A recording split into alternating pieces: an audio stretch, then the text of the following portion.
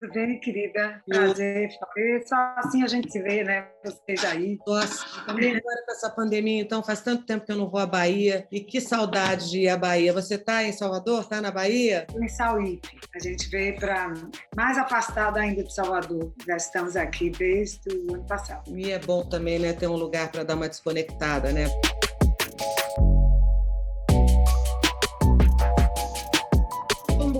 Vamos começar. Assim, ó, eu me lembro de você grávida, se não me engano, barriguda, devia ser uma barriga de 7, 8 meses, cantando, pulando em cima do trio elétrico, ainda da banda Eva. Eu falei assim, gente, olha que animada, porque o Carnaval de Salvador é um carnaval diferente de todos os outros, né, do Brasil. É pipoca de verdade, você pula o tempo todo, você dança o tempo todo, é uma energia muito mais direta, né, que a gente tem essa relação com o público, todo mundo se diverte meio junto, e você estava num gás, assim, e logo depois você estourou com o Canto da Cidade. Isso foi o quê? Em 92? Acho que foi em 92, né? O Canto da Cidade é 92, mas antes eu já vim com Companhia Clique, com álbuns meus, né? E com o próprio Swing da Cor, que foi meu grande estouro no Norte-Nordeste, e foi o que me fez fazer aquele show no MASP e para a Paulista. O Canto da Cidade vem e consagra, me torna definitivamente nacional e internacional como artista que vinha do Nordeste, que tinha uma trajetória de muitos anos, né? Na verdade, tem uma história muito boa para mostrar como eu sempre fui muito ligada na autonomia como mulher e com a consciência de que eu precisava ter autoridade sobre a minha arte, sobre mim mesma, sobre meu corpo, sobre minha alma, sobre minha voz. É uma coisa dificílima de se conquistar. E para as mulheres ainda é mais difícil, né? Sempre foi mais difícil. E a gente ainda tem que lutar para ter um lugar de poder, para ter um lugar adequado para a nossa capacidade, que era sempre mais difícil de conquistar. Então, em 1985, 86, eu já fui convidada por uma gravadora local, por um selo local, para fazer um álbum solo. Só que como eu sou uma menina de classe média, não tinha dinheiro para investir em nada, não tinha como bancar a minha pesquisa artística, eu fui pesquisar com alguns compositores, músicas que eu queria ver para escolher meu repertório, diante de um contrato que eu tinha acabado de assinar, com o estúdio WR daqui, que era o estúdio mais importante da cidade, que eles fizeram um selo chamado Novo Som. E aí eu disse, não vou conseguir fazer essa pesquisa. Encontrei um compositor que eu gostei muito, que era músico, eu disse, vamos fazer uma banda, e fiz a Companhia Clique para fazer laboratório e encontrar uma linguagem artística que eu quisesse, porque eu era uma cantora de MPB, essencialmente. Fiz algumas incursões do carnaval muito jovem, muito menina. Quantos anos você tinha, Daniela? Eu tinha 15 anos quando eu assinei meu primeiro contrato, 18, 19, mais ou menos, um pouco depois. E aí, o que eu fiz? Eu fiz a banda. Aí voltei para o selo para pedir a eles para fazer o trabalho, em vez de solo, fazer com a banda. Eles disseram que não queriam. Aí eu pedi para rasgar meu contrato. E rasguei meu primeiro contrato.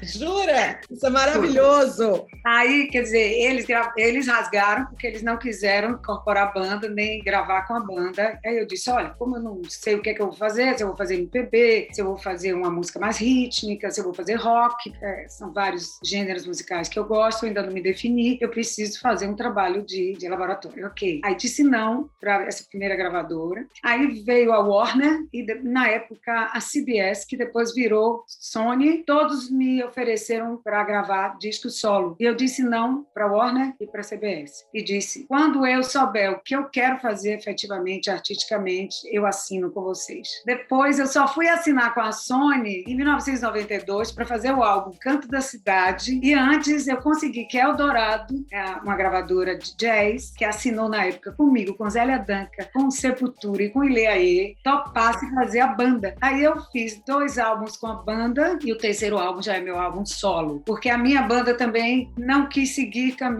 os mesmos caminhos que eu, artísticos. Então, você não só está comprovando o que eu estou dizendo, como você está indo além, porque eu comecei esse raciocínio lembrando você em cima do trio elétrico grávida, porque você, quando estourou, você já estourou numa proporção muito grande, né? E foi tudo muito rápido, e você tinha 20 anos, 20 e poucos anos, já com 2 crianças, né? Administrando uma carreira, né? Correndo para cima e para baixo, e administrando a cabeça, porque porque as pessoas não têm ideia. Sucesso é uma coisa que tem um lado bom e tem um lado ruim, é muito difícil, às vezes é uma pressão muito grande. Quando você faz muito sucesso com o trabalho, como é que vai ser o próximo? E você tem que estruturar uma carreira, fazer um projeto, um planejamento de carreira. Isso tudo muito nova, mãe com 2 crianças. Eu falei, cara, não deve ter sido fácil, né? Foi difícil.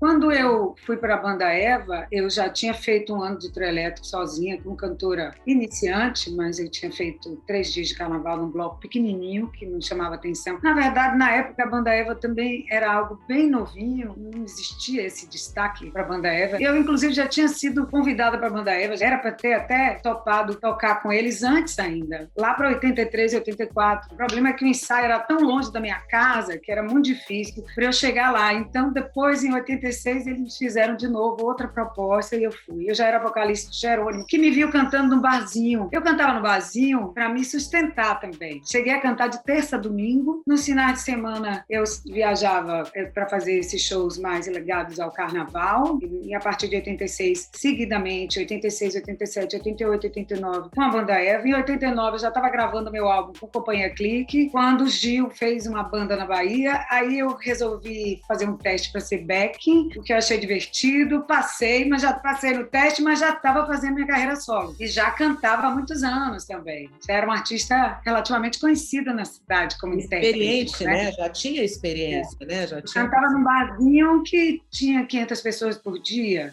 Tem um episódio ótimo. Eu cantava num barzinho chamado Canteiros, e era lá que tinha, sei lá, 300, 400 pessoas no fim de semana assistindo. E eu, depois de muitos meses ganhando muito pouco, porque era muito pouco mesmo que se ganhava, sei lá, R$50, R$100 por noite, e eu fui pedir um pequeno aumento. E aí um dos donos do bar disse que não ia me dar de jeito nenhum. E eu fiquei indignada, porque eu disse, olha, arte é algo que não se mensura o valor. Eu canto porque eu gosto, eu canto porque eu amo, eu canto muito mais do que o dinheiro pudesse pagar. Não, isso não é a questão. Mas diante da sua negação, diante do não dele, eu achei tão ofensivo que eu disse, muito obrigada, eu preciso até desse trabalho para cuidar dos meus filhos, para sustentar minha casa, mas eu não vou aceitar ficar aqui. Hoje é minha última noite. Aí cantei aquele último dia ali. Depois de alguns meses, 1 mês, 2, sei lá, eles voltaram para minha casa, ele e o outro sócio, para me implorar que eu voltasse para o bar, porque o bar estava falindo. Jura? Foi. Aí eu disse, muito obrigada, mas eu não volto.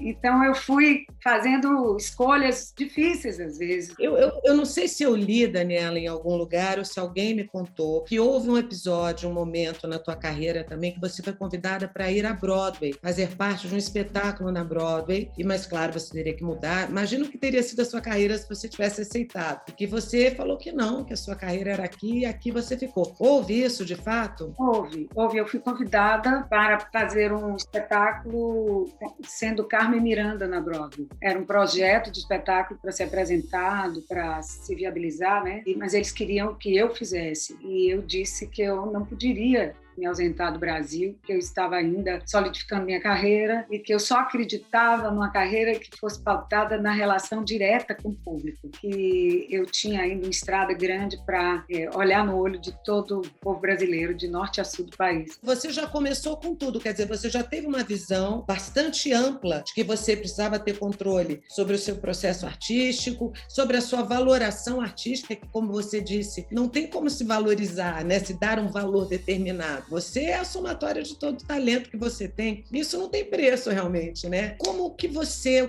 acha que te fez conseguir ter essa visão desde o começo? Eu acho que foi a preocupação de não ser comandada, de não perder minha autonomia como mulher, né? Desde menina, eu sempre tive essa dimensão do mundo que a gente vivia, da misoginia, do machismo e também dos perigos que os artistas estavam sujeitos. Então, eu via colegas começando a carreira, contratadas de bandas, e os donos das bandas, eu inclusive neguei participar de bandas que os donos das bandas definiam o repertório dos cantores. Se fosse para definir o meu repertório, eu já não aceitava estar na banda. Era essa a minha primeira pergunta. Aí, o que aconteceu? Eu sempre fui dona da minha carreira, sempre fui dona de mim. Numa época, as pessoas não tinham essa consciência tão grande do que é o direito autoral, né? E você não só teve a consciência, como você bancou isso. Eu comecei a compor só para ele explicar. Eu sempre compus, desde o começo da minha carreira. Na Companhia Clique, eu já era parceira dos meninos, já fazia música, já compunha, já fazia também direção musical junto com eles. Aliás, eu sou produtora dos meus discos todos, quer dizer, eu que defino artisticamente os discos, faço direção musical dos discos, sou arranjadora de várias músicas, sou compositora, sou diretora de todos os meus espetáculos, roteirista de todos os meus espetáculos, coreógrafa dos meus espetáculos, e escolho os temas, os conceitos, porque sempre gostei de criar, sempre gostei de participar do processo, definir o que é que eu queria cantar também. Então, desde o início, eu fui buscar ter uma editora, um publishing, como a gente chama no mundo, né, que controla as obras também compostas por mim e gravadas por mim, que são de outros compositores. Então, eu pedi a eles que editassem na minha editora para que todas as obras que eu canto estarem próximas de mim e eu ter uma certa vigilância sobre elas, né? E eu também sabia que isso era um poder diante das gravadoras, porque as gravadoras sempre tiveram muito poder, então eu ter as edições das minhas músicas me dava um certo controle também em relação ao poder imenso que as gravadoras sempre tiveram. E aí eu fui seguindo minha carreira sempre buscando que essa autonomia não fosse ferida nunca, né? Eu me lembro quando eu fui assinar meu primeiro contrato com a Sony em 1992, que eles disseram para mim, eu queria que você cantasse música cigana. Eu disse, vocês tentaram me contratar lá atrás, há anos atrás, eu disse que eu não ia aceitar porque eu queria fazer uma trajetória por minha escolha e tudo. Hoje eu estou fazendo samba reggae. Aí ele disse, mas a gente quer que você faça outro tipo de música. Eu disse, então não vai ter acordo entre a gente não vai conseguir assinar um contrato. Aí eles disseram, não, tudo bem, a gente topa. Sempre tem alguém que não gosta, né, do que a gente quer fazer. Em relação às mulheres, eu acho que há mais a sensação de que podem dominar a gente com mais facilidade, né? Porque a gente sofre tanto tipo de discriminação, de opressão, né? Que os homens ainda acham que tem mais poder, né? Eu ouvi coisas tipo, não quero saber o que uma mulher tem a dizer, não me interessa o que você quer fazer do seu álbum. Aí eu dizia, ok, então eu vou para o estúdio, você volta para a gravadora e diz lá seu presidente, e a gente só vai poder trabalhar quando a gente chegar num acordo, porque desse jeito você vai perder seu tempo. Porque você, além de ter ficado dona, né, da sua editora, do seu publishing, digamos assim, das suas músicas e das músicas que você interpretou de outros cantores, você também foi a primeira, você tirou o Carnaval da Bahia do centro, levou para a Orla, você criou o conceito de ter um camarote, né, você trouxe as marcas, você trabalhou com marketing de uma maneira muito interessante. Eu tenho certeza que várias outras cantoras e cantores se inspiram e se inspiraram em você como modelo de carreira. A própria Ivete já disse, né? Ela falou, quando eu comecei, eu colei na Daniela lá, pedi para ela me explicar como é que a coisa funcionava. Porque realmente é uma maneira de pensar muito diferente e muito bacana. Diga. Quando eu comecei a carreira, nós, normalmente, os artistas eram contratados por empresários, né, por gravadoras, e ficavam sujeitos aos desejos deles e aos investimentos deles, como empregados dos empresários. Primeira quebra começou por aí. Eu não quis ser empregada de nenhum empresário grande do país. Eu fiz meu próprio escritório pequenininho, desde o comecinho da carreira, e fui sem dinheiro, ganhando dinheiro e me virando e buscando fazer instrumentos contratuais e tudo, e fazendo contrato com gravadora, negociando shows com alguém que eu convidava para trabalhar comigo. Primeiro foi um amigo que se tornou meu empresário, depois eu fui chamando pessoas de minha confiança e sempre eu formei as minhas equipes. Então, quando eu me tornei uma artista famosa no Brasil, com Canto da Cidade, eu tinha, Poladian, por exemplo, ele fez contrato de venda de meus shows. Ele vendia meus shows do Rio até o sul do país, né?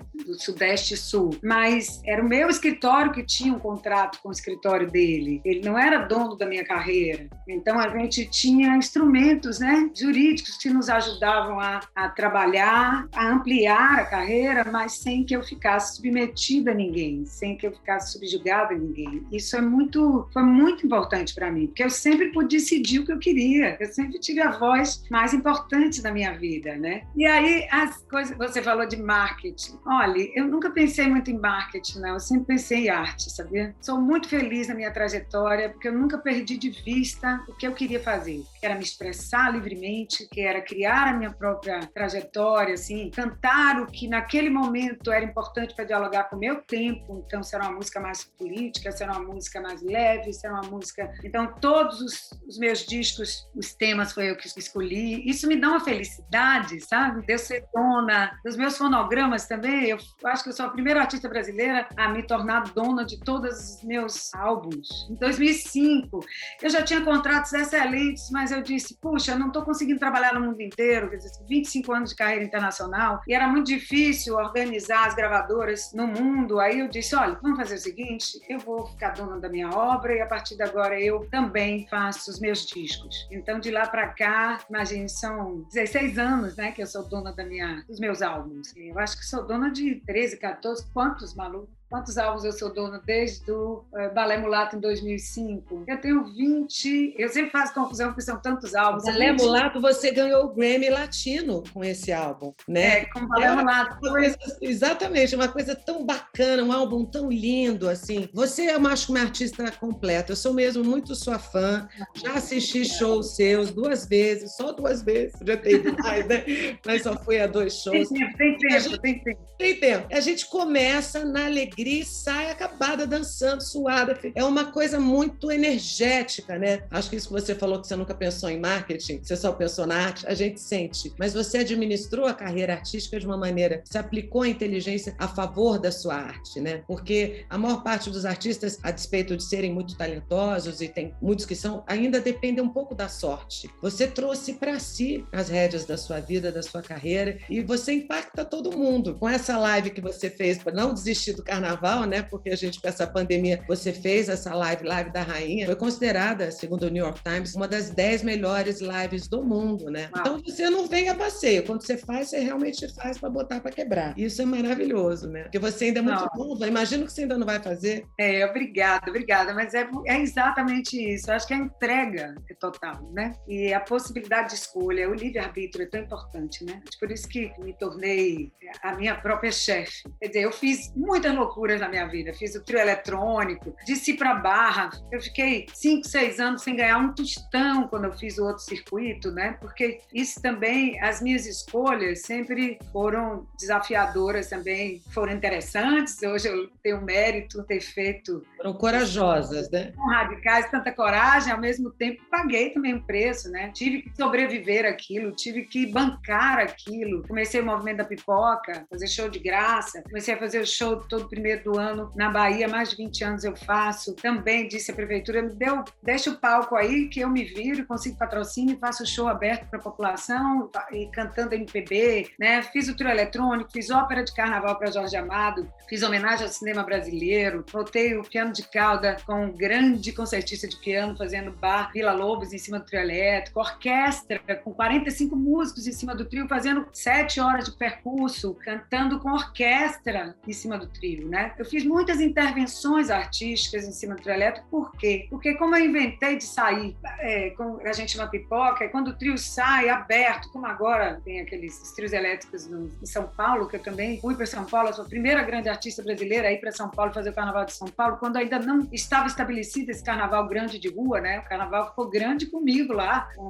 Impressionante, 1,5 milhão de pessoas atrás do seu trio elétrico. Como é que é essa energia? O que você sente quando você está lá e tem esse oceano de pessoas atrás de você? Uma sensação fantástica. Você que está no palco sempre. É poder fazer um canal de ressonância, né? É ter o poder de, no canto, na melodia, na letra, estar ali falando diretamente com tanta gente, que é uma sensação maravilhosa de liberdade. De liberdade. Seria, assim, o que eu poderia sintetizar como a experiência de liberdade de expressão, assim, em loco, né? Direta. De saber que a sua arte toca tanta gente, de ver como é que elas estão reagindo ali, sabe? De sentir como elas se emocionam junto. Tem nada mais espetacular. Na verdade, é equivalente a você fazer um espetáculo dentro de um teatro. Só que... Não, mas olha, eu tenho que dizer isso a favor dos músicos e dos cantores, porque a música independe da língua, né? Tem um bater, um pulsar que te pega, e pode ser qualquer língua, e aquilo é maior, porque eu acho que é um grito primal mesmo, a gente se conecta com uma vibração que vem. A minha arte, e eu amo o que eu faço, mas eu dependo da língua, né? Então é diferente. Por mais que eu consiga fazer um espetáculo para 10 mil, para 15 mil pessoas, o que já é uma loucura, né? Mas não é a mesma coisa de você ter 1,5 milhão 1,5 milhão de pessoas atrás de você, né? É muito Mas você sabe, né? Um dia desse a gente vai inventar alguma coisa para fazer em cima do trio, porque eu já fiz algumas intervenções com atores. Eu chamei 15 atores, fiz uma homenagem ao teatro, entre eles Luiz Miranda, Lelo, a Companhia Baiana de Patifaria, os meninos dos Cafajestes, alguns espetáculos, eles foram com seus personagens por cima do trio. Eu dei microfones a eles e eles foram fazendo pequenas cenas enquanto eu cantava. Não eram musicais, eu parava, eles faziam a cena e eu continuava a cantar. E foi uma experiência genial, porque eles, imagine aquele anfiteatro sob rodas que é o trio elétrico, meu trio, inclusive eu batizei de triatro para isso, né? Para poder fazer loucuras em cima dele. E a turma conseguiu fazer milhões de pessoas darem risada. Então a gente tem tido, lógico que musical é mais fácil um pouco em cima do trio, mas o texto também é viável, né? Quando o ator é muito carismático, tem capacidade de comunicação, consegue se virar ali, sendo que é um contexto que está todo mundo querendo dançar, está todo mundo relaxado, isso aqui, mas eu acho que rola, assim, eu gosto desse diálogo entre as artes. Eu queria falar um pouco agora, Dani, porque eu acho importante a gente falar sobre o seu trabalho no Observatório de Direitos Humanos, no Conselho Nacional de Justiça. Como é que surgiu isso? Exatamente qual é esse trabalho? Você é muito colocada, você é uma pessoa muito ativista, eu acho isso maravilhoso, em vários departamentos, né, da nossa sociedade. Precisa de expoentes, de pessoas, você está lá se colocando. Mas como é que surgiu esse trabalho no Observatório? Recebi o convite do ministro Fux para compor esse observatório da sociedade civil. Há conselheiros que são conselheiros do CNJ que fazem parte desse observatório. Nós somos, eu acho que 6 pessoas da sociedade civil. Cada um de nós tem a responsabilidade de trazer as questões da sociedade do cotidiano, no cotidiano da gente, cada um na sua área, perceber o que é importante levar como questão para dentro do observatório. Como se a gente é o ouvido do CNJ para as questões do Brasil. São muitas, né? Então a gente elege algumas, cada um dentro da possibilidade, porque todos nós trabalhamos em outras áreas também e com outros assuntos. Eu sou cantora, empresária, hoje minha esposa é minha empresária, pela primeira vez, assim, eu sou casada com minha empresária, né? E ela ganhou uma... Você e Malu estão casadas há quantos anos? Toda vez eu falo que a gente se casou tantas vezes já, né? Vamos fazer 8 anos. 8 anos e mais juntas estamos há 9 anos juntas. Nós casamos no civil há 8 anos, mas oficializamos nossa união publicamente com aquele anúncio no Instagram e foi capa de todos os jornais há 9 anos atrás. Então, eu me lembro, e parece que foi ontem, porque foi tão libertador quando você assumiu e se colocou publicamente, porque uma mulher da sua expressão, né? Uma penetração que você tem, linda, e foi muito legal. Já casada, mãe, falou, gente, eu faço o que eu quero, me apaixonei, estou feliz, deixa eu tocar minha vida, né? Eu acho que fez um bem enorme para todos, né? Eu acho que realmente você tem consciência profunda, eu acho disso, né? Não resta a menor dúvida que foi uma coisa muito legal. Muito bacana. E ela está comigo, também do meu lado na minha carreira, né?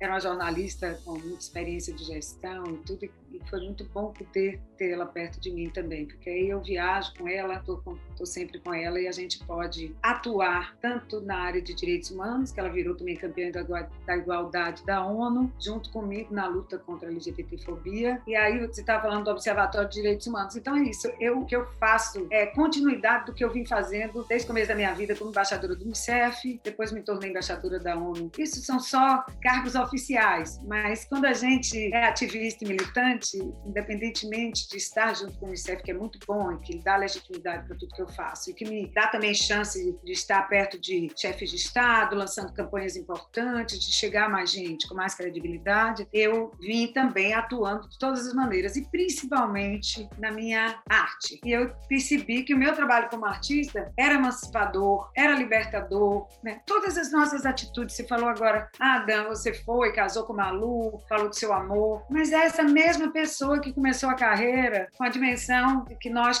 como mulheres... Coerente o tempo todo, exato. A minha liberdade nunca esteve em questão, né? Eu acho que a gente precisa ser claro, transparente. Não dá para lidar com arte, não falar diretamente do nosso coração, né? Com desejo. E não dá para viver nesse mundo com tanta injustiça social, com tanta desigualdade, com tanta violência. Então, assim, não é nenhuma escolha o ativismo. É uma consequência natural natural da minha existência. E aí a gente diz, poxa, não tá bom, eu preciso fazer alguma coisa, eu preciso ter uma ação política, né? E tudo é ato político, seja a nossa arte, não necessariamente, não tem nada a ver com partidária, ou, né? Que a gente fala assim, sempre as pessoas acham que quando a gente fala ser político, as pessoas pensam em alguma manifestação, não é? É uma maneira de existir. Ser político, né? No ser político. Dialogar com o nosso tempo é necessário. Então não dá para um artista ter, como eu, autonomia sobre a minha obra e ver que estava acontecendo alguma coisa muito ruim na minha cidade, no meu país, naquele momento, e eu não falar algo sobre isso. Não só falar, como cantar, né? Abra a porta desse armário que não tem censura para me segurar. Agora, no Observatório de Direitos Humanos, eu estou trabalhando diretamente com liberdade de expressão, igualdade de gênero e a questão de identidade e orientação sexual e identidade de gênero também, né? Que são questões que estão muito ligadas ao meu cotidiano, como ativista, como militante social e como artista. Qualquer sociedade mais evoluída, ela é mais igualitária, ela oferece melhores condições para todos, né? A vida tem que ser digna, né? E a gente aqui, às vezes, sofre, né? Sofre de ver tanta coisa acontecendo, né? E muitas vezes até saber como ajudar, mas se cada um fizer um pouquinho, né, independente até dos cargos, como você disse, eu faço porque eu gosto, né? Os cargos me trazem legitimidade, mas eu faço porque eu não conseguiria não fazer. Se todo mundo fizer um pouquinho, né, Dani, assim, aqui, ali, a gente já socialmente vai conseguir se mobilizar como grupo, como sociedade, e as coisas vão começar a melhorar. Eu acho que a sociedade brasileira pode ser muito mais organizada. Quanto mais nos organizarmos, quanto mais associações tivermos, quanto mais nos reunirmos em função do que é coletivo, de aperfeiçoamento das nossas leis. Nós temos leis que discriminam, temos muitas leis que discriminam as mulheres, muitas leis que discriminam os LGBTs, as minorias. Então, a gente ainda tem que aperfeiçoar as nossas leis. Se a gente se dedicar também às causas coletivas, a nossa democracia vai ter muito melhor qualidade e a gente vai alcançar essa possível melhora, né, na justiça social, que é algo difícil, que a gente também precisa questionar todos os modelos econômicos, tudo, como todo o acúmulo de riqueza que a gente está precisando hoje também, sempre precisou, mas que a gente precisa refletir como a gente aperfeiçoar nossos modelos econômicos, nossos modelos políticos, né, para que a gente realmente consiga melhor distribuição, melhor reconhecimento. Você sendo toda independente, dona e visionária, né, dos seus projetos, criadora dos seus projetos, como o mundo corporativo, que é extremamente machista, te recebia? Era uma coisa tranquila? Claro que depois de um determinado momento, acho que passa sempre a ser mais tranquilo, porque você já é a Daniela Mercury, mas a sua cabeça sempre foi a mesma. Como foi a sua relação entre você e o mundo corporativo? Eu, na verdade, sempre fui... A minha equipe foi composta por mim mesma. De vez em quando eu tinha resistência interna, e não entendia muito o que eu queria. Me lembro quando eu decidi fazer o trio eletrônico, todos, na época, foi no ano 2000, disseram, você vai acabar com sua carreira. Então, as resistências, quando a gente fala de todos os preconceitos, todas as discriminações que estão postas, né, que são estruturais da nossa sociedade, que estão no cotidiano da gente de todas as maneiras, né, dentro de casa, no escritório, mas eu não tive que lidar diretamente com o mundo corporativo, com as gravadoras. Várias vezes eu tive questões, sempre me diziam assim, mas você tem tanto argumento que eu não sei como resolver, quer dizer, as pessoas não conseguiam me calar, não conseguiam convencer, era sempre mais provável que eu as convencesse. Quando eu não conseguia convencê-las, porque eu sempre fui muito conciliadora, gosto que as pessoas se envolvam nos meus projetos, então eu ia lá contando a melhor história do mundo para eles amarem as minhas ideias. Mas quando as minhas ideias não eram acolhidas, eu tinha o poder de dizer o que eu queria no final. Eu acabava fazendo. Com dinheiro, sem dinheiro eu fiz. Então, várias vezes, quando eu não tive uma empresa que patrocinou, porque não entendeu o que eu estava querendo fazer, ou até uma gravadora que disse, não quero que você faça um disco de música eletrônica. Aí eu fui, fiz o disco fora do contrato, cheguei para eles e disse, olha, tá aqui o disco pronto. Carnaval eletrônico foi assim, por exemplo. Eles não queriam, eu fiz o disco por minha iniciativa, mas eu tinha um contrato com eles que eu não podia lançar nada sem autorização deles. Aí com o disco pronto, com os DJs, eu disse para eles, tô com o disco pronto, e aí, tá lindo, massa, não sei o quê. E eles disseram, tá, ok, então vamos fazer. Aí eu fiz um disco a mais, que estava fora do meu contrato, lancei o álbum Carnaval Eletrônico, ganhei a música do Carnaval com Mãe B, e o disco é respeitado no mundo inteiro, na Alemanha, no Canadá, todos falam que é um disco espetacular de música eletrônica brasileira, não sei o quê. Não tem muito jeito, quando a gente quer fazer mesmo, a gente dá um jeitinho, a gente vai. Eu acabei conseguindo fazer praticamente tudo que eu imaginei, tudo que eu sonhei veio na minha vida, eu dei um jeito de fazer. Sou um pouco inconsequente às vezes, não vou mentir. Corro riscos demais. Tomei vaia com trio eletrônico no ano 2000 a primeira vez. Todos os anos, durante 10 anos, quando eu fiz o trio eletrônico, eu tinha uma dor de estômago. Eu tinha certeza que ia ser muito difícil desfilar no carnaval trazendo algo tão esquisito, tão andrógeno, tão estranho que eu fazia, que era uma mistura de músicas que ninguém entendia muito, de ritmos e batidas que não eram comuns em Salvador. Mas era tão excitante, tão divertido fazer algo diferente. Para nossa sorte, né? Para nossa alegria. Eu quero um pouco que você fale da sua carreira internacional. Agora, em 2019, você comemorou 25 anos de turnê internacional, com um show que também foi destaque no New York Times. Quer dizer, você sempre, em Portugal, você é reconhecidíssima, você já vendeu mais de 20 milhões de discos. O que isso te traz? A certeza de que vale a pena confiar em você mesma? Como é que você traduziria essa trajetória? Felicidade, reconhecimento do que eu vim fazendo, porque quando eu estava na Bahia, receber o reconhecimento das pessoas de Salvador foi importantíssimo. Mas quando eu fui indo para o Rio, para São Paulo, perceber que aquela música conseguia tocar o coração das pessoas, conseguia se comunicar com as pessoas, conseguia fazê-las se encantar, né, com aquilo e dançar e se envolver e entender um pouco do que eu estava tentando dizer. Você falou da letra lá atrás, como atriz, que o artista tem a música e a melodia e o ritmo que ajudam a gente a se comunicar no mundo todo. Foi por isso também que eu consegui uma carreira internacional, porque a minha música é vibrante, sei lá, tem vários tipos de música brasileira que conseguiram se consagrar fora do país. Eu não sabia que o que eu fazia poderia conseguir espaço fora, nem tão pouco, ia ter um reconhecimento conceitual também, reconhecimento da originalidade, da beleza, do refinamento do trabalho, né? Tive críticas nos jornais do mundo inteiro impecáveis ao longo da minha vida. Isso para mim foi sempre uma surpresa, porque eu sempre estava fazendo algo completamente louco, diferente, fazendo laboratórios, inventando algo que não tinha sido feito. Muito livre, muito livre, muito livre. Então, eu nunca sabia muito o que ia acontecer quando as pessoas recebessem. Quanto mais alguém de outra cultura que não estava acostumada a entender muito o que era aquilo. Quando eu comecei a fazer shows, porque o meu trabalho no Brasil ganhou uma dimensão, eu tornei uma artista enorme no Brasil. Primeira artista, acho que mulher, a conseguir fazer um show para 40, 50 mil pessoas, para fazer lotar estádios de futebol no Brasil, uma artista pop gigante, trazendo um gênero completamente diferente na música brasileira. E eu fui convidada para ir para fora do país. Fui para a Argentina, me tornei artista, eu acho que mais vendi discos na história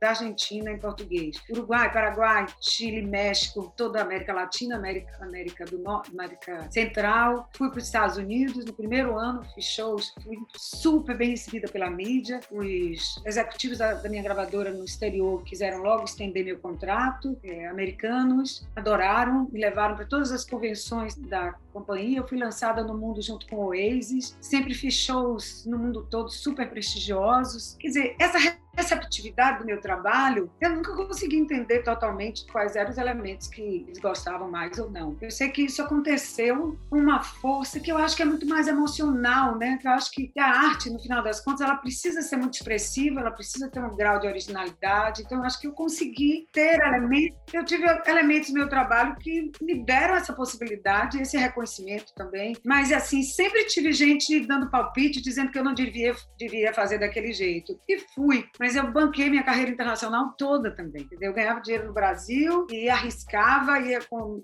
a banda para fora do país e levava o show completo, com cenário, com figurino, com todos os bailarinos, com a banda, com a equipe técnica. Investi muito dinheiro, perdi muito dinheiro, né? Equilibrei depois, acabei equilibrando o que eu tinha perdido. Fui fazer shows em países onde as pessoas não tinham a menor expectativa, inclusive Portugal. Eu não tinha grande expectativa de que o povo português iria gostar da minha música. E foi um encantamento à primeira vista. Né? Inclusive a música foi à primeira vista, depois Minas com Bahia, foi o disco Feijão com Arroz, já foi o disco de 96, não foi o disco de 92, porque eu só fui lá em 96. Eu já tinha feito sucesso na França, já tinha feito sucesso em outros países, não tinha ido a Portugal. Então, era sempre uma novidade. Cada país era como se eu estivesse começando a carreira, né? Na verdade, a vida é uma grande aventura. A vida de artista é sempre uma nova peça, um novo espetáculo, um novo show, uma nova música. Eu cheguei na Turquia, encontrei um monte de gente que não falava a minha língua, que eu tinha certeza que talvez não entendesse os meus modos, meu jeito de me mover, a minha dança. Tinha receio de como dialogar com uma cultura tão diferente da minha, mais conservadora. E as pessoas, em 15 minutos, estavam batendo palma e dançando, e o anfiteatro inteiro na Turquia, em pé, na Istambul. Eu cantei para executivos japoneses, eles quietinhos durante 40 minutos. Estava terminando o show, eu desci do palco, chamei o executivo da gravadora e disse: por favor, levante para dançar. Falei inglês com ele. Quando ele levantou, os 2.000 participantes do congresso saíram pulando, dançando. E eu tive que fazer mais 1 hora de espetáculo. Já deixa, né? Eu sempre estava dando um jeito de tirar proveito do que eu estava fazendo. Eu usei tudo que eu aprendi em toda a minha vida para me virar ao longo da minha vida na carreira internacional. E é maravilhoso, porque cada vez que as pessoas se movem é um prêmio. É tudo que... É nascer de novo, sabe? É ter aquela mesma energia do começo da carreira, nunca perder essa pureza. É nunca perder a pureza de estar no palco. É nunca fazer do palco um lugar de estar automatizado o seu trabalho. É sempre ter um dia único, um dia especial, o melhor espetáculo da sua vida. É isso que faz, eu acho, que eu consegui me comunicar sempre com as pessoas. E assim eu faço carnaval 10, 15 horas seguidas, 10 dias seguidos. Eu não economizo um segundo do meu amor pela arte, sabe? Do meu amor pelo que eu estou fazendo. Eu acho que esse é o jeito de chegar nas pessoas do mundo inteiro, como você chega como atriz. É esse jeito, essa mágica que a gente não tem controle. E eu fico muito, muito feliz. Uma vez Nelson Motta disse assim para mim: cuidado para não ficar refém dos sonhos. Todo dia eu penso nessa frase e digo: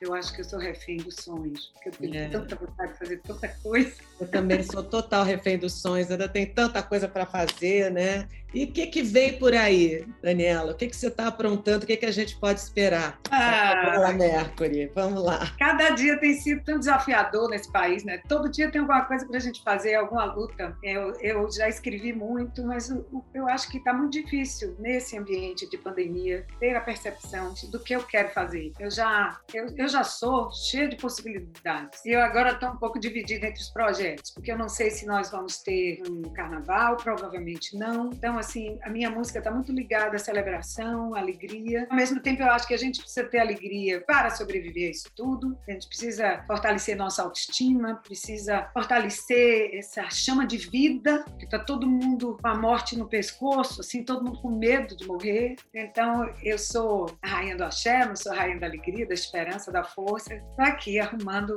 textos e pensando formas de fazer as pessoas seguirem em frente, porque foi o que eu sempre fiz diante de todas as dificuldades, e tem que arranjar essa chama. Então, todo dia eu tenho que olhar e pensar nas coisas mais lindas, pensar no país solar, vibrante que nós temos, o Brasil maravilhoso, o povo brasileiro maravilhoso, e a gente sempre lembrar das coisas boas que a gente tem para eu conseguir dar o melhor de mim como artista. Não sei quando é que vou lançar os projetos, mas estou aí com algumas canções. Eu acho maravilhoso você colocar tudo isso, né? Não só como artista, mas como pessoa também, porque ouvir isso tudo também é muito inspirador, é muito dá um norte mesmo, né? Porque a gente é inevitável, né? E quando você vê alguém que tem a sua carreira, que ainda tem esse tesão, que ainda está afim, que está apaixonada pelo que faz, até esse dilema do momento atual está servindo de alguma maneira, alguma combustão está acontecendo aí dentro, né? Vamos aguardar o que vai acontecer, como você mesma falou, mas isso é maravilhoso, isso é inspirador demais, assim. Eu queria agradecer horrores, você foi maravilhosa, super querida, super generosa, muitíssimo obrigada. Agora, o que eu queria lhe dizer é assim,